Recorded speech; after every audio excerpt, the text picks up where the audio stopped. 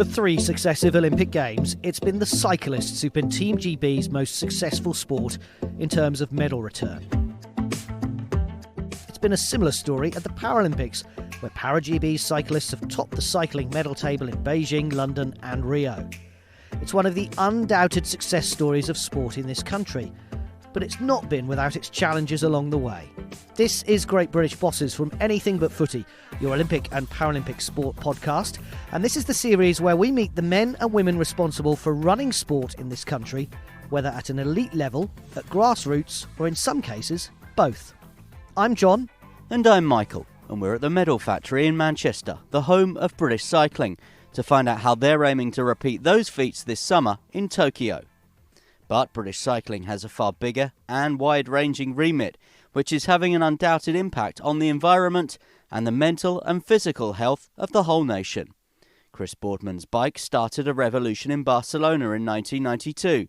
No one could have imagined how this sport would grow and evolve in society and with communities.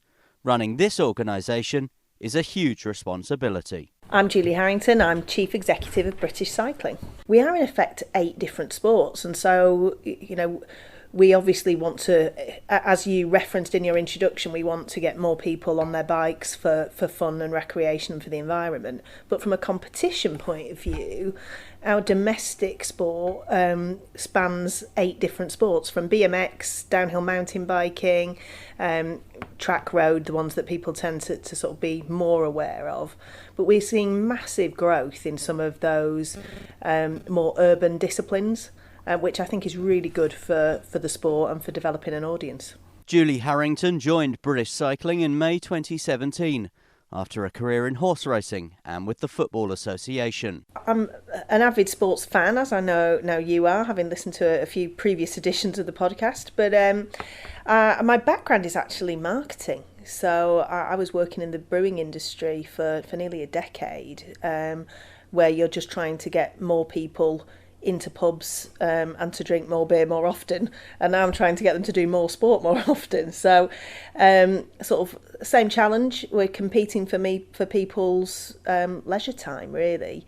But in the brewing industry, as you know, you tend to sponsor a lot of sports. It ended up being the favourite bit of my role.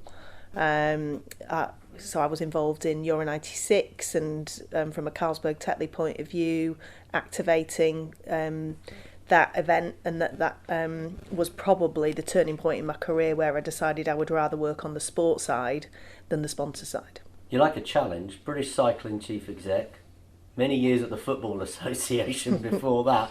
Those are not 2 organisations that are, going under the radar, shall we say? No, and I think one of the real bits of job satisfaction working in sport is that reach, that you are working in an industry that people talk about and are interested in, and if you're passionate about it, it's likely to be that your mates down the pub are also passionate about it. So I think it sort of goes with the territory that you tend to not be below the radar very often. And when I looked you up and researched you worked for people like British Airways, as you say, Carlsberg, Tetley, Whitbread. Would it be fair to say that corporate life might have been an easier route for you than the world of sport? Definitely. Certainly easier, but I think, less job satisfaction, and, nobody wants to be on their deathbed going, I wish I'd been braver. And I haven't regretted for a moment the shift from sort of corporate life into the sporting arena. Julie spent 6 years with the FA, with special responsibility for the completion of St George's Park, the National Football Centre in England. When I joined, it was a field in the middle of Staffordshire with a bit of a hole in the ground for the foundations, working out of a porter cabin. But hugely proud looking back, and really exciting seeing the impact on the women's and the men's game, and certainly the number and diversity of coaches that are coming through the system now. It makes me really proud. The only way St George's Park would get built was through taking on debt, and so my job as the first MD was to make sure that the Football Association could service that debt and that we had enough commercial income from other sources so that the 23, I think it was at the time, England teams could train there, rather than, there was no real sort of DNA that ran, that common thread that ran through all the different teams, because some of them might have been training at Harrington, some of them might have been training at Loughborough, and to really have that mentality where you've got a common thread that runs through everything about being an England player, we felt it was really important to have that home. But St George's Park does a lot more than that. It's really that centre of education as well, where the philosophy of having more better players will eventually lead to more better coaches. And watching from afar now, it's really great to see that blossom. 2011, when the centre was being designed, we had to remind the architects that the senior, the elite changing rooms didn't need urinals, because they were also being used by the senior women's team. And there was a real sort of culture of just adding them on at the end. But to have from the word go, from being a hole in the ground, the centre to be planned for women's and men's football in mind, it was incredibly gratifying seeing that work go from strength to strength under Kelly Simmons and Sue Campbell. It's great. Shortly after being MD of St George's Park, I was asked to take over control of Wembley Stadium also. So I was operations director, and so I was in my office at Wembley. I think I was preparing for Spurs to take on their residency when they were having the work done at their own stadium. And a headhunter rang. I'd obviously been watching... as a sports fan, I'd seen the huge growth and success that British cycling had had, both on the world stage, but also in terms of growing participation. And I'd also, from a St George's Park point of view, been working with people like Dave Brailsford to come and speak to the coaches around that relentless attention to detail. And I think Dave is still involved in the technical advisory board there. So I was really aware of what was a great track record at British cycling on the world stage. And I'd also been aware of some of the newspaper stories that were bubbling up around allegations of bullying, allegations of doping. And so when the phone rang, clearly my interest was piqued. Yeah. And I was hooked from there, really. You're listening to Great British Bosses from Anything But Footy. We're the Olympic and Paralympic Sport podcast. And in this series, we hear from the men and women responsible for running sport in this country. In this episode, we're in Manchester at the home of British cycling with Chief Executive Julie Harrington. Personally, and I'm sure lots of other leaders in sport have got the same mentality. If everything in the garden was rosy, I don't think I could have added any value. We'd been incredibly successful, real boom in participation. Taking over the reins at that point, I'd have probably been on a bit of a hiding to nothing, really, because the only way, in media terms, they'd have been waiting for me to fail. But I think the fact that there was a parliamentary select committee hearing in between my first and second interview, which was fun, you do some due diligence and meet some people and have some discussions, and I really got a sense of an organisation that was incredibly successful, had grown incredibly quickly, had some great people with the right mentality, but I could add some value in terms of just putting in place a few layers of integrity, governance, and I don't think of that as boring stuff. I think of it as important stuff, and really protecting our riders. You don't want a young rider, when a story breaks around doping, you don't want a young rider to be feeling in any way that there is a suspicion hanging over them. You want everybody who works in sport to be able to confidently say, no, that's not the case. And so I'm really passionate about some of the work that goes on behind the scenes here, so that if there is ever an incident or an accusation, that we can back up the processes that we've got in place. If at the very top end of the sport, on that world stage, you really need to have faith in the competition, that it is a fair competition, because ultimately that's what, you know, the Olympic spirit is all about. And just getting to Olympics, just really being proud of the fact that we are sending the best of us to go and compete on our behalf. You then want to be able to look in the mirror and go, we're sending the best of us, and that's enough, you know. What was the first thing you did then when you arrived at British Cycling? So before I arrived, it was trying to meet as many people and talk to them about what it was like here. And a lot of the people who had given a decade of their life to the success of British cycling were feeling a little bit beaten up. Because you know what it's like when there are stories that break in the media. You only ever really see part of the story. And this is an organisation that is incredibly broad in what it does. And it's an organisation that attracts people who have a true vocation, not necessarily just for competing, who have a true vocation because they believe in cycling for the power of good, that it actually keeps people fit, healthy, that it's great for the environment, that it's great for congestion. So all those people who, you know, are actually 2/3 of our organisation, we're feeling just pretty beaten up that everybody was pointing at British cycling and the old tall poppy syndrome. And I think you used the words medal factory in your introduction. I really hate that phrase because it implies that the talented coaches, athletes, support staff, you know, we're a people business. You can't just put any old rider in the beginning of a sausage machine and we'll turn out a gold medal winner at the end.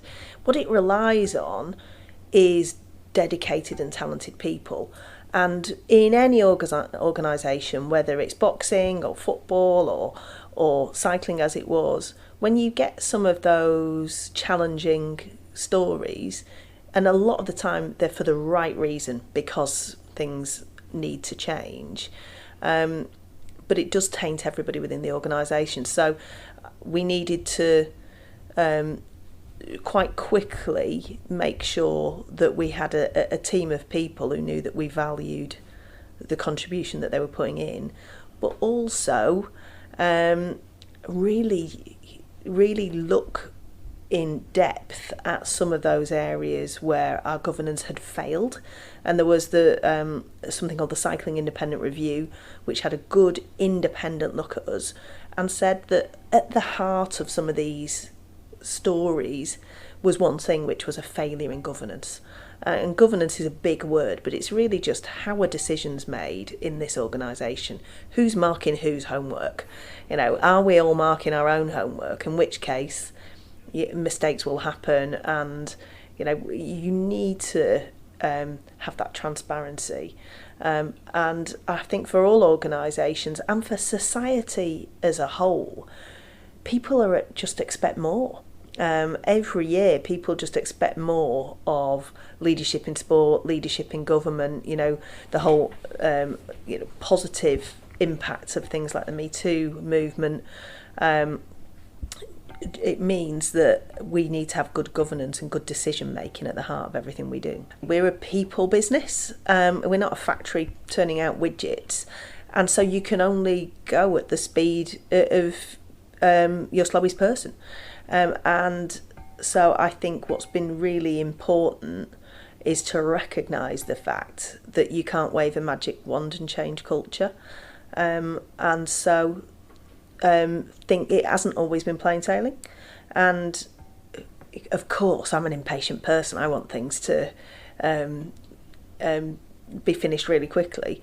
But there is no end, really. For those people who work within it, for those riders who we support, but also we want to be getting on with the good work of, the three big areas for us are the world stage, which tends to get talked about a lot more, but also that healthy domestic sport, from kids who are racing their bikes all the way through to masters, whether that be on downhill mountain biking or cyclocross, but also to the just more people using their bikes more often to commute and stay fit. We want to get on with that future work. That means attracting funding, it means attracting partners to work with it, because no national governing body can do all this work on their own. You need to work with people. And every time there's a story about 2011, it just changes the conversation. British Cycling's vision is to make cycling the number one sport and activity in Britain, whilst also becoming a world-class governing body. When you look at us and the reach that we have compared to other Olympic sports, there are over 20 million people who ride a bike every year. And so, in terms of us being a great cycling nation, it's bigger than bikes, really. It's about, if those 20 million people don't do it necessarily to race their bikes, they do it because it's life enriching. Whether they're commuting their work, it might be that they've got a busy week and that's the only time that they can get in their cardiovascular work. It might be that they're just trying to contribute to the environment and less congestion on the roads. So I think it's a big and lofty ambition. And we're on year 3 of a sort of 4-year programme, and we're already closing in on our ambition to get 2 million more people on bikes, which is a huge achievement.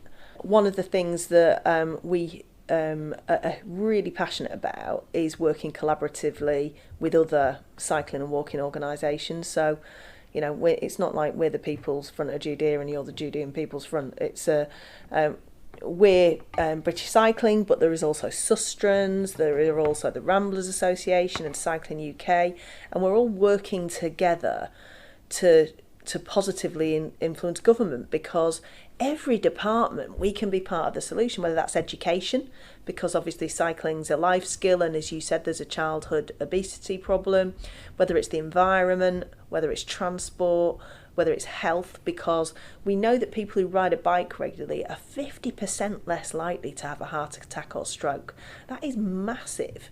And so the whole move to social prescribing, so you could put people on statins, or you could encourage them to do our sofa to sportive challenge. We know that cycling has a massive positive influence on people's mental health, and you read the stories about a mental health crisis in this country, and just the positive impact of people getting out on a bike, we know can contribute to people's sense of well-being. So we think we can be part of the solution, but I think it's going to need not only a joined up approach from government, but also a joined up approach from those organisations working within cycling and also walking. How important then are people like Dame Sarah Story and Chris Boardman and your other ambassadors, if you like, that are taking this agenda to the public? They have been a massive asset, and it's thrilling to see people sort of post-riding career and that they want to contribute to give something back. And clearly Sarah's still riding, but you've got people like Sinead's Reid as well, and Sinead's is working with Sheffield, I think it is, and being that, because you could have an unknown sort of suit who's banging the drum about cycling and walking, but part of the point that these ex-riders or current riders can really relate to the general public, they also want to give something back. People think of elite sports people as being quite selfish and quite single-minded. But our award ceremony on Saturday, there's the 60 years celebration, So many of the young riders that were coming on stage, and perhaps it is a generational thing, but unprompted in their Q&As, many of them focused on what was important to them was something contributing to something bigger than their own success, to actually having some sort of societal impact, which is really pleasing. Part of the strategy is backing major sporting events. The Tour of Britain has equal prize money for men and women. The Tour de Yorkshire is a legacy event from the Tour de France, and the region also hosted the World Road Racing Championships in 2019, whilst Ride London is now also held annually. The major events are a real shop window for our sport. I'm not sure there will ever be the same sort of tribalism as football in terms of the replica jerseys, but it's certainly in the last decade or so grown massively. But I think it's the shop window that you can inspire not only the cyclists of the future, but just the number of people who offer to volunteer. And they're the people that are the glue that really hold society together and give you that civic pride that whether it's the Tour of Britain and, you know, a section's going through Kendal, or it's the Tour de Yorkshire, there are so many people who want to get involved, and the real sense of community that brings. And you know that at the roadside, potentially, are the riders of the future. The reason that towns and cities welcome major bike races, there are many different reasons. Certainly with road racing, it's free. So how many major sporting events can you get so close to the global stars of the sport for free? And so that is definitely part of the attraction. But in terms of the economic impact, but also what people are really, it's difficult to measure, but we are getting better, and there is real effort into how do you fully capture the social impact. Because we all feel it. We all feel that when this country hosts major event, there's a real sort of sense of the whole country being in a slightly better mood, and that civic pride. Probably starting from Euro 96. Absolutely, yeah. Everybody wearing their Snickers hats, queuing up for the. But yeah, and so how we measure not only the pounds and pence, but the broader positive societal impact of hosting major events, I think, is really important. You're listening to Great British Bosses from Anything But Footy. We're the Olympic and Paralympic Sport podcast, and in this series we hear from the men and women responsible for running sport in this country. In this episode, we're in Manchester at the home of British cycling with Chief Executive Julie Harrington. I do not believe that a positive culture and sporting success are mutually exclusive. That we have been on a massive growth curve, and inevitably the rest of the world will catch up. So I think Tokyo will be our toughest Paralympics and Olympics ever. We were talking to some of the Paralympic stars who were just back from the Paralympic World Championships, Track World Championships in Canada, and they said it was tangible. We still had a really good medal haul over there, but people I think they used it as an example. One of the world records that was broken over there had increased by 3 seconds, which was just massive. We know that our overseas nations are massively catching up. So we think Tokyo will be harder than ever before. What we have been really focusing on is some of the newer disciplines like BMX freestyle park, BMX mountain biking, and looking at where we can gain some competitive advantage there. And I think if we have a fewer but broader medal haul would be just as successful, because the opportunity to introduce cycling to new audiences, to continue kicking on and growing, will be increasingly important for us. Every one of our medal targets is intelligence based, so the attention to detail that British cycling has been famous for. It's about breaking every single discipline down and understanding who is riding how fast across the rest of the world. It will be tough. Well, Julie, good luck to you and your team. We wish you every success both in Tokyo and with your broader ambitions. And we promise never to use the phrase medal factory ever again. Julie Harrington, Chief Executive of British Cycling, thank you for speaking to Anything But Footy's Great British Bosses.